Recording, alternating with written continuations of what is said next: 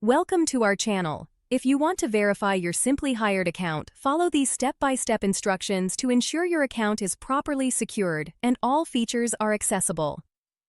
Step 1. Open your web browser and navigate to the SimplyHired website. Log in using the email address and password associated with your account.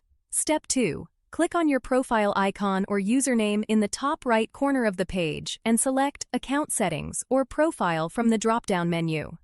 Step 3. Look for the Verification or Security section within your account settings. This is where you can manage your account verification status.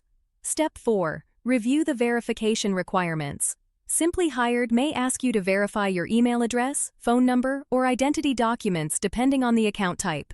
Step 5. If email verification is required, check your inbox for a verification email from SimplyHired.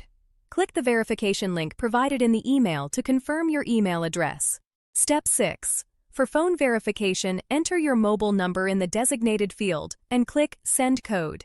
You will receive a verification code via SMS. Enter this code to verify your phone number. Step 7. If identity verification is needed, prepare a government-issued ID and follow the on-screen instructions to upload a clear photo of your document. Ensure all information is visible. Step 8. Submit your verification information and wait for SimplyHired to review your submission.